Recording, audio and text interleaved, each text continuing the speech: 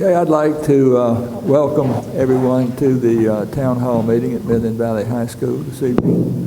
The board typically begins its meetings with a moment of silence. So I'll ask each of you to join me in a moment of silence during which we can prepare our hearts and minds for the work ahead of us.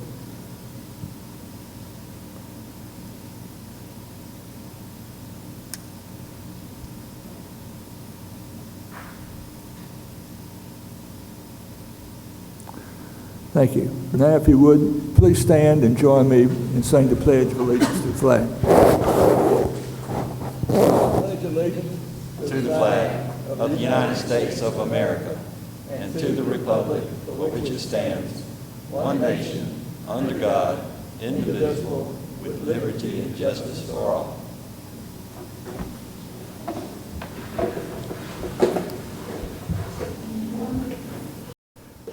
This is a meeting during which we have no official agenda. What we will do is start the meeting with a presentation by the superintendent and staff about some of the things that are going on that hopefully are of particular interest to the citizens of Area 3. Following that, you will have an opportunity to talk with the board. If you have some remarks to make or questions you'd like to ask, when the time comes, we ask that you go to this podium right here. There's a sheet that we ask that you sign in, requesting your name and some other information. So without further ado, I'm going to turn the meeting over to Superintendent Lawrence. Mr. Lawrence. Thank you, Mr. Chair and members of the board. I'm going to ask Dr. Murphy and Ms. Glover if they can come forward and they want to share a few things with the community that we'll think you'll find very interesting. So, Dr. Murphy. Good evening, Mr. Chairman, board members, Mr. Lawrence, and community members. Tonight, I just want to share a couple of projects that we've done for Area 3 over the past few years, and want to make sure we highlighted some of the magnificent work done. The first of all, and most appropriate one would be the building that we're in right now, Midland Valley High School renovations and additions. This $17.8 million project was completed in October of 2020 with proceeds from the $90 million bond referendum, and consisted of a large athletic facility upgrade as well as a dining room addition to which we were in, and a two-story classroom wing, which I'll show you in just a second. This is a view from the outside of the athletic and dining addition and car drop-off area. It's kind of washed out here. And a view of the 24 classroom addition. That's the two-story building that we've added to this facility. A little bit of the architectural design work at the student entrance of this portion of the building as well.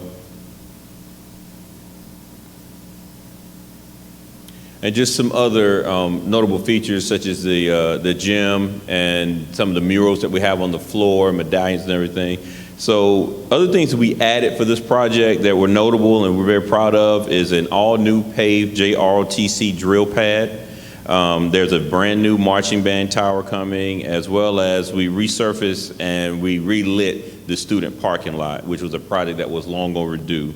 I also wanted to add that this project was completed 2 months early. Any questions about Midland Valley? We'll go on to the second of the two projects that we're going to highlight today, and this is Leeville McCampbell Middle School. This new and beautifully designed school currently serves 611 students and was one of the 5 projects built using the 1 cent sales tax. The school was completed in May of 2017 for just under $30 million. This is a view of the twin staircase. It's a very notable architectural feature as you walk into the building. Updated, very modern media center. The kids are enjoying that. As well as a fully functioning cafetorium, which is the auditorium and cafeteria in one with an excellent sound system. So these are some of the highlights of the Area 3 projects that we completed over the last few years. Pending your questions.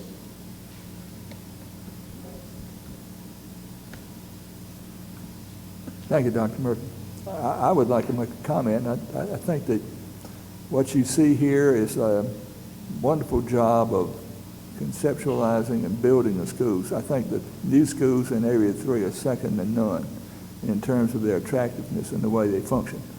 The people here can be proud of their schools, buildings, and I just love that new LaBelle McCampbell. I think it's great. One of the other schools, the renovation on the Graniteville Elementary School, won a national award, which the architect presented to the board at the last meeting. Anyone else? Mr. Sauer?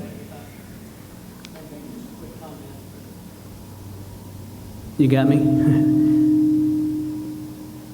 Just appreciate the district's work. The community's proud of this facility, glad to see some effort, with LaBelle and Granville Elementary and this school, and then some other small projects across the Area 3. Happy and excited to see some of this go on, and let me just say that I believe that hopefully it's just the beginning, and we can address some other needs, in the not too distant future. So, and appreciate, your extra help and Mr. Chipman with some other little finishing touches, I think that's been requested around here. So appreciate that. Absolutely.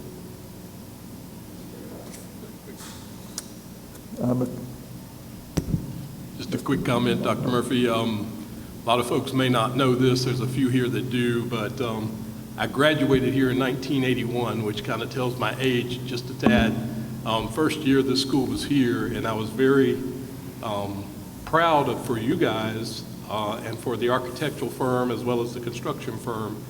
When I walked around here and saw what was done, it's our job to look at how the money is utilized and how far it goes as far as it's spent. I think what was done at this school was money well spent, and just wanted to tell you we appreciate it. Thank you. We appreciate it. Mr. Smith? I'd just like to make one quick announcement. Over the past 3 years, I've been working with Senator Shane Massey to get some flashing lights and school zones up at Byrd. And they are installed. One of the lights was installed yesterday, yesterday, but there was another one installed today. Do you know? Don't know. But anyway, it's taken 3 years, but Senator Massey got in there and helped us to get them. Thank you. Anyone else have a comment before we move on? It just occurred to me that some of you may not know who we are since we don't have nameplates. So why don't we start down at the end and come down and have everybody introduce themselves, so at least you can put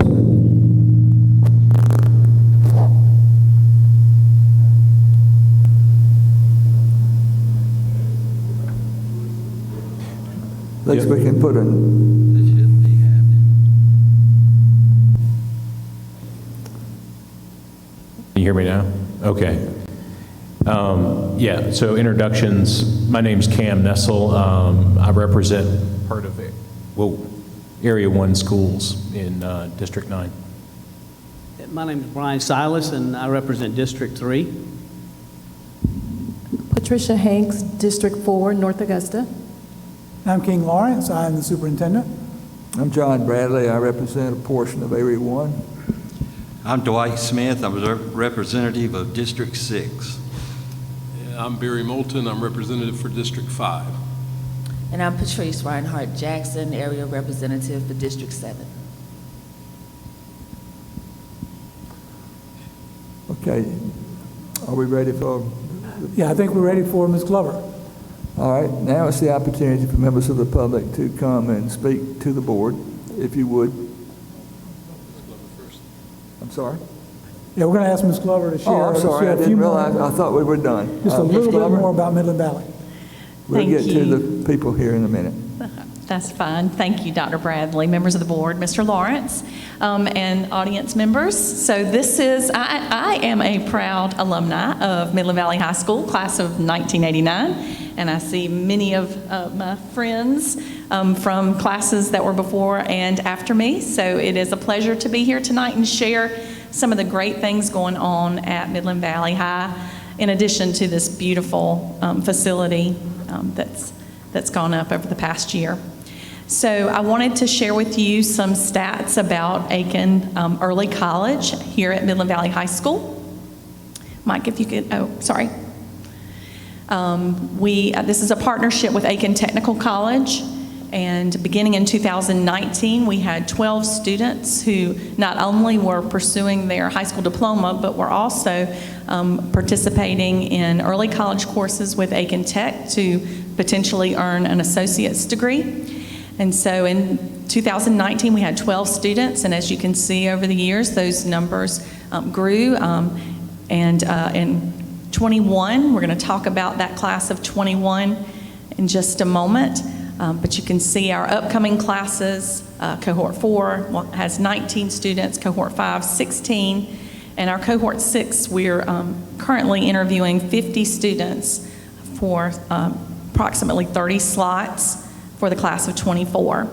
We're really proud of class of 21. We had 23 students who completed as part of Cohort 3. If you look at that final GPA, their average was 3.49, which ties the final GPA for Cohort 2.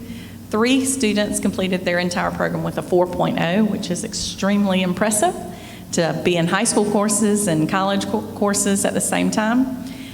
8 of those 23 students will be on the Dean's List, and actually, if you are on social media, you probably saw a lot of people talk about the graduation ceremony for those 23 students. I believe it was last week. 11 of the 23 students completed both an Associate of Arts and an Associate of Science degree. So that is extremely impressive. It's almost double the degree completion for that program to date. 8 of those 23 completed an Associates of Arts. And then, as you can see, that comment from Sharon Worley, who's our school counselor lead at the district office, saying that they are a group of rock stars, which we know that they are. I also wanted to share with you, if you did not know, Stephanie Zaragoza in the early college class of 2021 has been accepted to Harvard. And so we definitely want to celebrate her, but she got her Associate in Arts degree, but is also going to travel to Harvard in the fall. So very exciting things going on here at Midland Valley, and we want to celebrate that. Thank you. I'll be glad to answer any questions. And Mr. Postel, the Executive Director of High Schools, is also here, as well as Mr. Higginbottom, to answer any questions about early college. Anyone have any questions? Ms. Glover. Thank you. Thank you, Ms. Glover. Anything else, Ms. Lawrence? No, sir. We're ready for comments. All right, at this point, we will invite anyone who wishes to address the board, either with a question or comment, to come to the podium and have at it.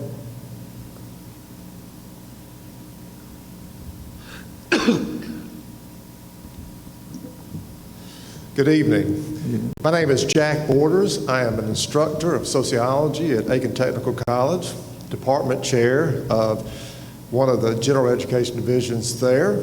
As I was looking at the Midland Valley students, Abigail Reyes, I believe, she was one of our Student of the Year recipients for this past year. So that program has produced let's just say we had a really great student to go through our program.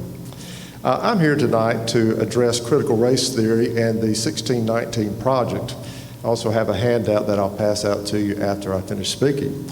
My question tonight is, would the school board accept federal grants for the dissemination of critical race theory and the 1619 project?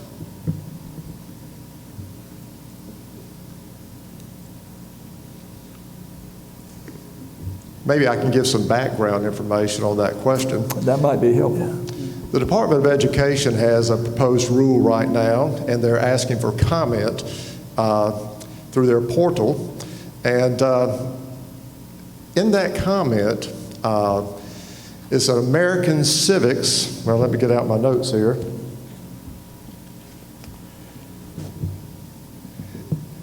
it regards the teaching of American history and civics education in elementary and secondary education. In this proposed rule, they highlight Ibram Kendi's How to Be an Anti-Racist and also the 1619 Project as incentives to be able to create diversity and equity within school curriculum. And they are providing funds for anybody that would want to apply for a grant money to be able to pursue this particular agenda. So if in effect somebody did, or if the federal government decided to incentivize the teaching of critical race theory and 1619 Project within our schools, would the school board accept federal fund or grant money? The way we typically add things to the curriculum is that the administration puts together a group to study the proposal or grants that are available or whatever, and then they make a recommendation to the board as to what the board should do. And the board considers that and then decides by vote whether or not to undertake that particular thing. So I assume we have had no discussion at this point or even no presentations about this. All I know is that I've gotten several letters opposing it, but nothing in favor of it. But, you know, it's sort of a brand new thing, for me at least, and I assume for many of the other board members. And I'll give them an opportunity to speak in just a second. But my thoughts about it is that, again, we would approach looking at this like we would any new, innovative kind of thing that we would like to add to our schools. Anyone else like to make a comment? Dr. Bradley, just to add to that, I don't, if it weren't for a number of emails that I've received asking us not to consider these things, I don't think I would have any information at all, because no one anywhere has approached me about including any of these things in our curriculum. Ever. This critical race theory and the 1619 Project throughout the country has seen its way into public school curriculum, primary and secondary school. Just recently in the House Bill 4343, sponsored by Bill Taylor, which is our House representative for House District 86, has recently proposed a law that would prohibit critical race theory from being the focus of the curriculum in American civics education. So I think this is an issue that is going to come here to South Carolina, so I guess in a sense I'm just prefacing that with my question this evening. I will pass out a letter that really addresses these concerns, but when I speak about critical race theory, it's an academic theory that's fostered in the higher education institutions. Thank you. And it's not so much critical race theory in and of itself, it's making this the theory that is the foundation for the way that we teach American history and civics.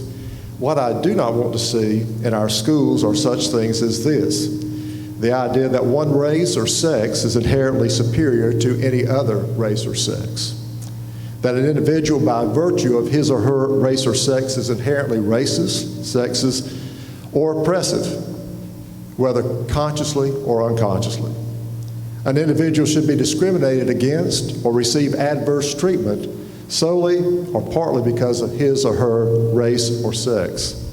Members of one race or sex cannot and should not attempt to treat others without respect to race or sex. In other words, they shouldn't treat others with regard to race or sex. An individual's moral character is necessarily determined by his or her race or sex. An individual, by virtue of his or her race or sex, bears responsibilities for actions committed in the past by other members of the same race or sex. Any individual should feel discomfort, guilt, anguish, or any other form of psychological distress on account of his or her race or sex. And finally, meritocracy or traits such as a hard work ethic are racist or sexist or created by members of a particular race to oppress members of another race. These are the aspects of the critical race theory that I think should not find their way into our curriculum for public, primary, and secondary school education. Okay. Thank you. Okay. Anyone else wishing to bring an item to the board? Please, sir. Appreciate it.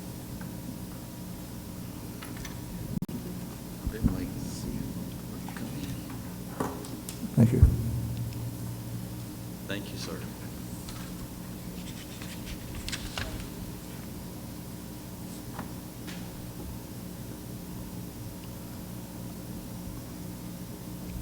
My name is, I'm Reverend Wesley Guyton, and live in the area. Mr. Silas is our representative in the area that we live in, and we have had 2 sons that graduate from Midland Valley High School, and then we have a young son that's at LBC. He's in the 7th grade, and so we said that we want to certainly begin to take an active role in these meetings, because I think it's really important that we be a part of it. And I don't know the gentleman's name that was just up here just now, but that's one of my concerns that I wanted to bring forth tonight, was the critical race theory. Because whether you know it or not, it's on national news. And if you listen to national news, you can't miss it because it's on there. And whether or not it's gotten here or not, I can assure you that it's on its way, because it's very popular.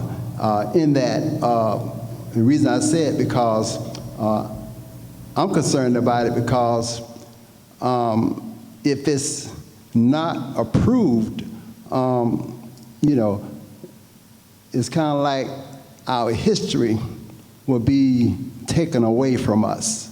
Because that's what it's about. It's about teaching the history of African Americans and their stance and what they've done. And this critical theory, it's been said that they really don't approve of it, because it's kind of made our counterparts, our Caucasian brothers and sisters, kind of feel, I don't know, proper word you might could use, but it kind of made them kind of feel like they are not a part of it because they wasn't there during this time.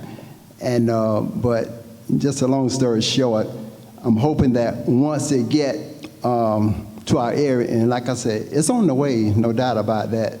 It is on the way, and I'm hoping that we will address it when it gets to us, and not wait for it to get to us, but I'm hoping that we could establish some type of communication that we can look into it more and find out more about it and what it's all about, rather than hearing about it on national news. Because I think that in order to keep up, you know, in our community, we need to know what's going on in and around us, because all of us know that we're living in critical times now, and we need to know whatever's going on, whatever's coming our way, we need to know about it, and we need to address it the best of our abilities. So I'm hoping that, just as the gentleman stated, that I'm hoping that we will be looking into that, because I think it's going to be really important, and I hope that we don't turn our heads to it when it do come our way.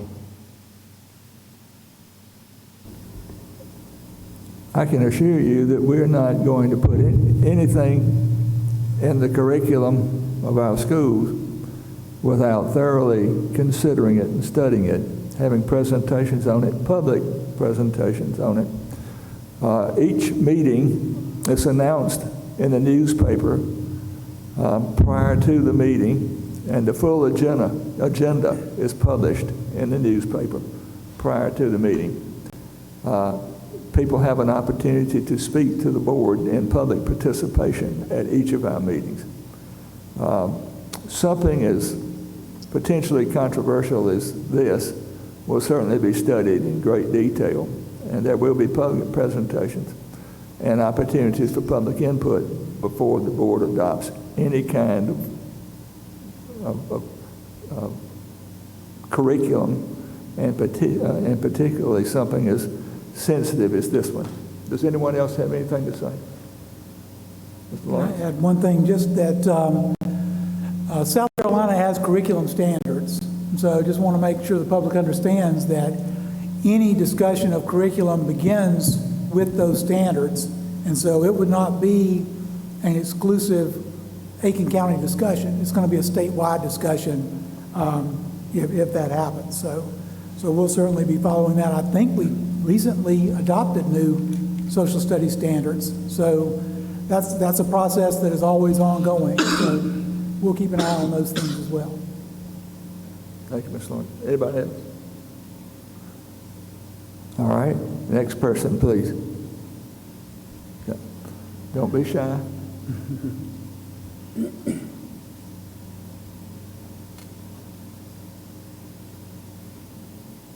Nobody has a burning question or comment to make about it?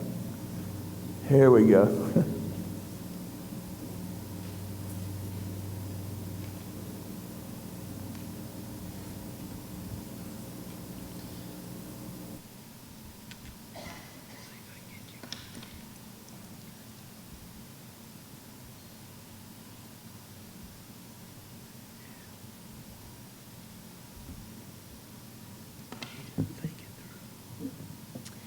Hi, my name is Erin Long. I am a lifetime Aiken County resident, product of Aiken County Schools, and a parent to an 8th and 5th grader currently enrolled in Aiken Innovate.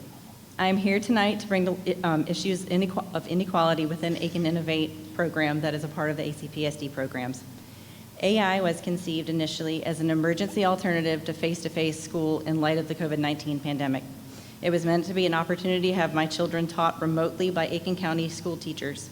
We were promised we would be within the district with all rights and privileges of any other ACPSD student. For the most part, this has been the case, but as we near the end of the school year, it has become painfully obvious that AI students are not as important to the administration as face-to-face students. As a parent of 2 children who are both in transitionary years, 8th and 5th, it was a tough decision to choose AI. We were aware we were going to miss certain aspects of the school experience. What I wasn't prepared for was having to be on top of every milestone that my children were supposed to experience. As someone who is familiar with Aiken County Schools, I had an idea of what events were supposed to take place during each month. Beginning in February, I began asking questions about how the elementary to middle school transition would take place. My child is in 5th grade DT and does not have a teacher from his home school. I had asked if the teacher was going to have a say in what classes was assigned in middle school. I let some time go by, then realized that it was already spring break and I did not have a course request form. I asked my Facebook friends if their kids had received them. They had. I asked his teacher and she said she had only had forms for her kids at school. I asked my homeschool principal and she said she had never received course request forms for AI. We figured it out, we got it figured out, but it turns out the middle school principal had to find my child's course request sheet for middle school. I don't know if there are other AI students who still are still looking for be able to choose their exploratories for 6th grade and know what kind of leveled classes they have. I did point out to the district, I did call the offices, and we played phone tag a little bit, and then I talked to someone else, and I felt like I was brushed off. A phone call connected, and I heard in the background, if she doesn't pick up this time, I'm not calling again. I went into the phone call with a person knowing that I felt like they didn't care about fixing this issue. She gave the excuse of, we've never had to do this before. No one's had to do this before. You don't see teachers making the excuse of having to teach online and in person. My middle school student has teachers who do both. And parents are asked to both work from home and teach their students or help their students from home. I wanted to make sure that no other student got left behind, that every other AI student, especially in 5th grade, got their request forms from whoever had them. I was pointing it out, and I didn't feel like I was given enough information to make me feel like I know this wasn't going to happen to another parent. There are clearly communication issues in and among the multiple moving pieces of the school district. I had over 4 hours of phone calls with multiple schools personnel. I can tell you there's frustration amongst the people doing the most work on the front lines educating our kids during this global health crisis. No one at the district knows what's going on in schools, and the schools don't know what's going on at the district. The one hand doesn't know what the other hand is doing. And that's felt within many parents that I've spoken to. The home school principal cannot be in charge of every aspect of AI. I realize you don't have the beginning of the year, you didn't have funds for an AI director this year. But that doesn't excuse how many AI students feel forgotten and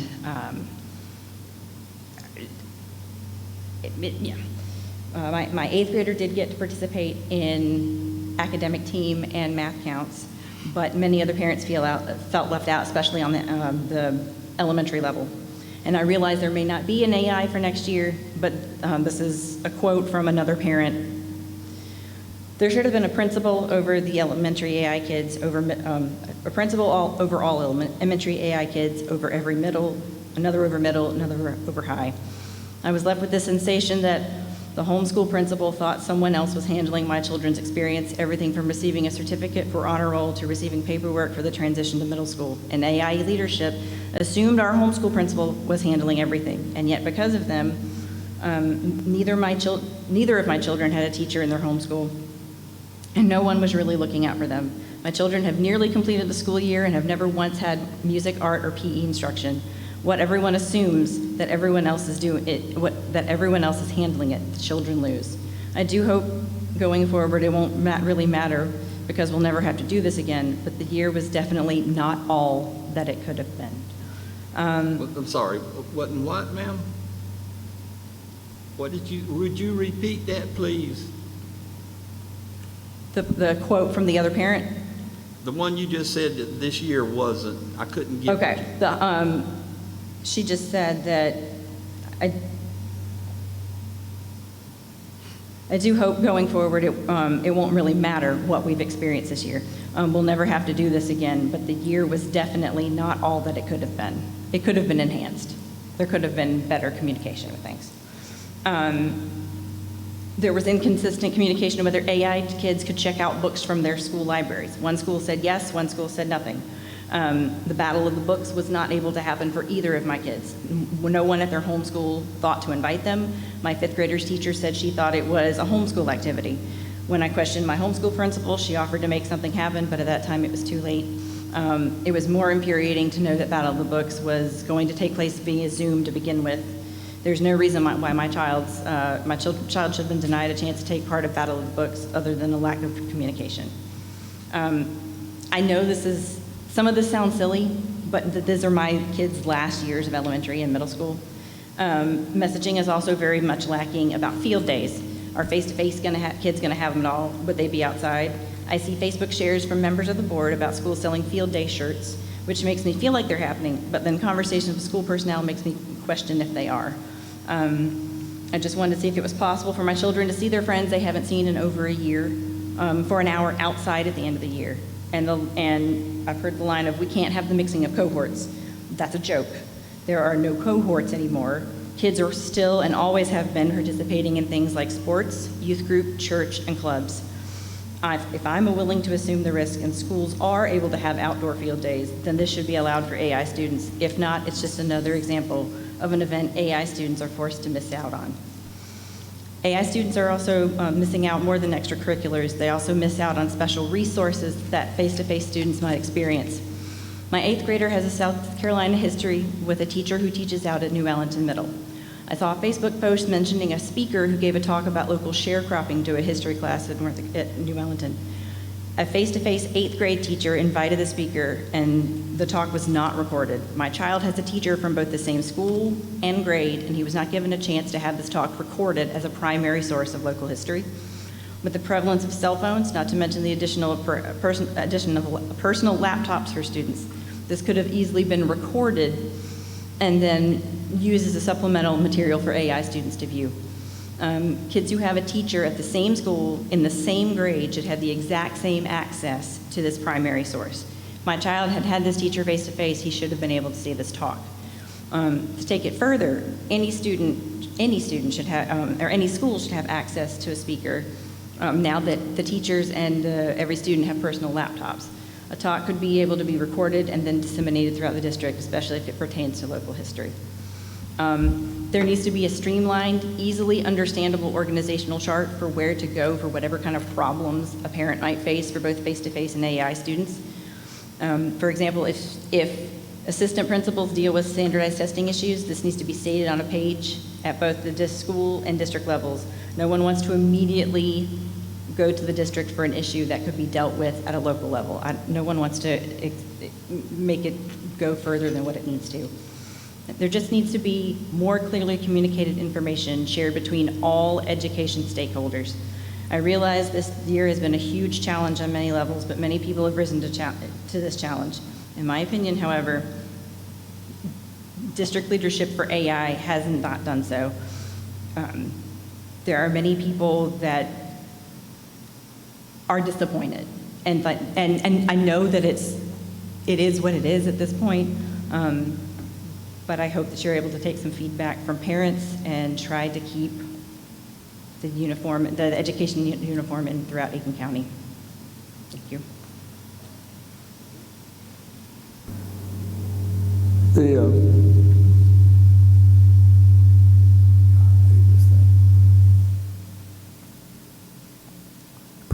The purpose of this meeting is not to address your individual issues. So therefore, I would invite you to make an appointment with Mr. Lawrence and come in and give him in detail the specifics that you're concerned about and so forth, so that we can look at those and see what can be done, if anything. In defense of the staff, part of the problem with AI is it's brand new. We've never done it before. We have no experience really in doing this before last year. Planning for next year is difficult because we have no idea how many students will be signing up for AI. And that's going to determine how many teachers we have, which in turn is going to limit the course offerings, you see. So that could be part of the problem. I'm not being defensive because I really don't know what's going on. But I think the best way to answer you is just to invite you to make an appointment and come in and sit down with Mr. Lawrence and some of his staff and go through your experiences one by one with him. Thank you for your input. Anyone else wishing to address the board?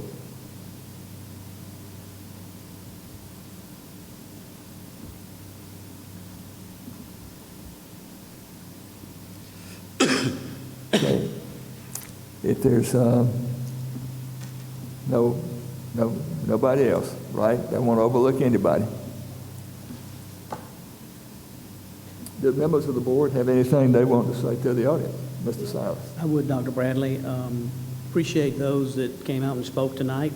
I think it's important to be engaged, especially in, our public education. And Dr. Hanks and I were talking before the meeting that, why, as a whole, we've had a relatively sparse, attendance at our town hall meetings. And, she suggested, in the age we live in electronically, people have instant access to the board members, teachers, principals, et cetera.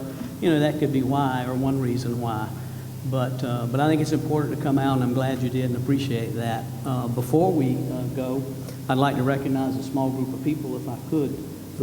Area 3, I think, has always been known. We've got a very active advisory council. Always have and still do. And I'd like to recognize 4 of those members, if that's okay. Please, go ahead. Okay, Chairman Roger Boyd, if you'd throw your hand up. Rodney Way. the infamous Ms. Sarah Johnson. How many years, Ms. Johnson, have you been on the advisory council? 43.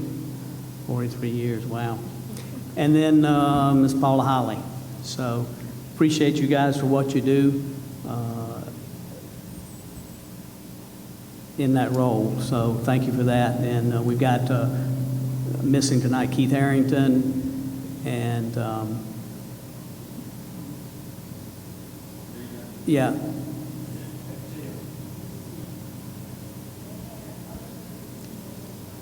That's right. Exactly.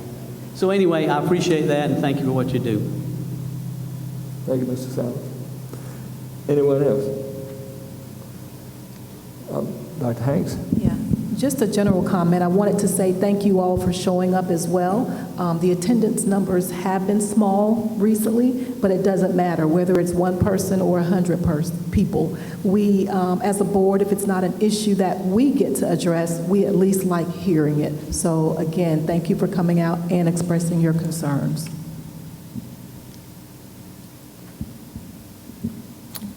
Well, if there's no one else, I will second what's been said. We appreciate those of you.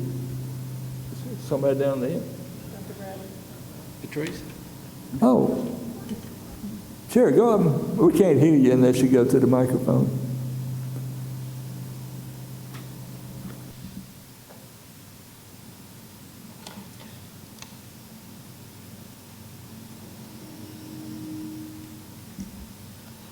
My name is Margie Shelps. I just moved to Aiken in August, and so I'm kind of new to the school board here. But as a mother, as my children were growing up, I was very involved with the school. So I just heard that you have a Citizens Advisory Committee, and that was one of my questions that I was going to find out offline. So do they meet? I know when I was on it, we met with the superintendent on a regular basis. Is that what they do?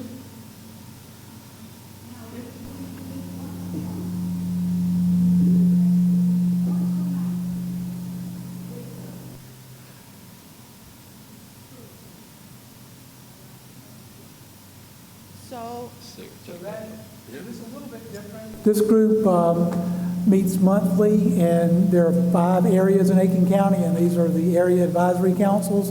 And so they don't necessarily directly advise the superintendent, but I do have parent, community, teacher, student advisory committees who do meet with me regularly to provide advice. So I've got your name and contact information there on that sheet. So.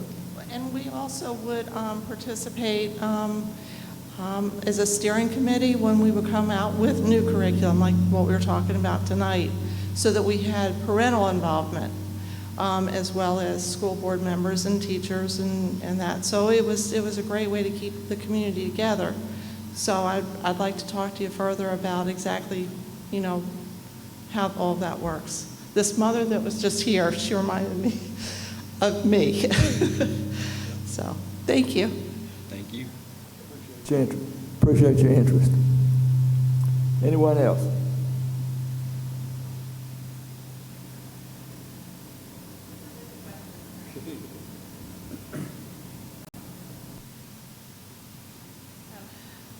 With Highland Springs schools becoming a reality, do we have any idea if those will be North Augusta schools or Midland Valley schools, or a bit of like a mixture of both? We have a population study that is scheduled for sometime during this year. So it'll be done this year to look at those things. After the last redistricting that we did, the board approved a policy that requires that to be done anytime, every 5 years at least, but then anytime there's a major construction.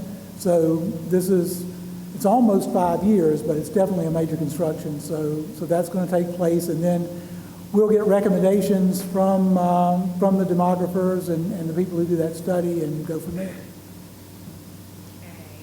So if I have an 8th grader, my current 5th grader, by the time that the school is scheduled to open, would potentially be an 8th grader. So we don't know, would he be grandfather? He is zoned for North Augusta Middle School. So we don't know, I guess, at this point, whether Highland Springs will go, because it's just an elementary or a middle, we don't know where the numbers will go at this point. Right, not yet. Okay. Okay, thank you. Anyone else? Y'all keep me in suspense. Every time I fix to shut this thing down, somebody else pops up. So here we go.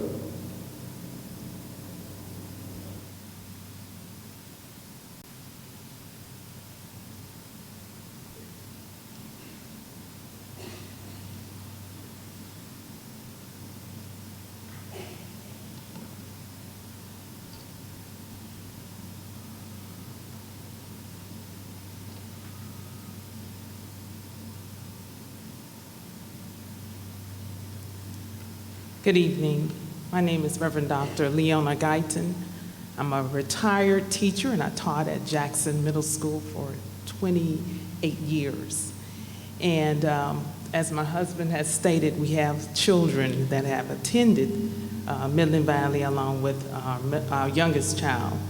My concern was in regards to diversity as far as teachers, administrators, that type of thing. You all have a decision to make as far as hiring teachers, more teachers.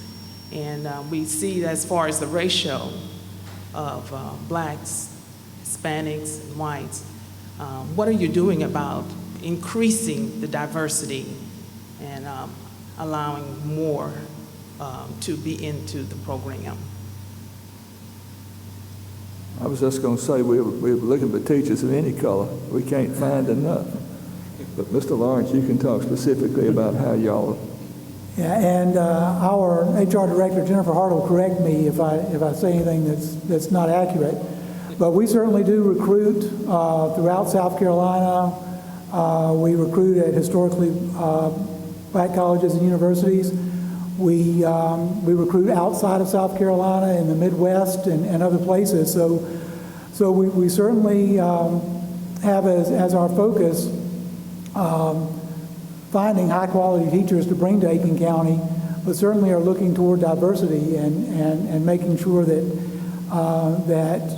to the extent possible, our teaching force represents our student population and our community population.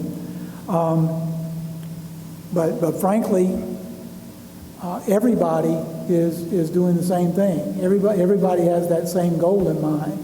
So recruiting is very difficult, but you know, we like a challenge, so we'll keep working toward that goal. But right now, South Carolina does not produce enough teachers to meet the needs of South Carolina. So I think this is a few years ago.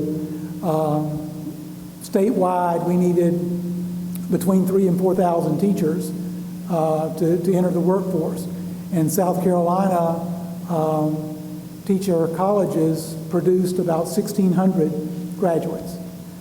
So unless we go beyond South Carolina, unless we look to our retired workforce, unless we look to people who are in other professions who might have the background and the capability and the desire to be teachers, we're not going to be able to meet that demand.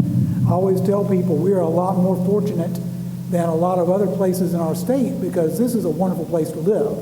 Aiken County is great, has a number of great communities. We have a number of great opportunities for people. So recruiting for us isn't nearly as difficult as it is for some of the more rural parts of South Carolina and some areas that don't have the things to offer that Aiken County has to offer. So that's going to continue to be a problem, but we're going to keep working to recruit the best and the most diverse teaching force that we can. Anyone else?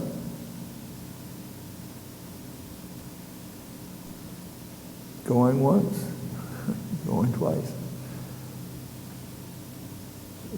Well, thanks again for all of you who came, and thank you for your input and thoughts and ideas. With nothing else, Chair will entertain a motion to adjourn. Move to adjourn? Moved by Mr. Salas. Is there a second? Second. Second by Mr. Moten. All in favor, please raise your hand. I think that's everyone. We stand adjourned.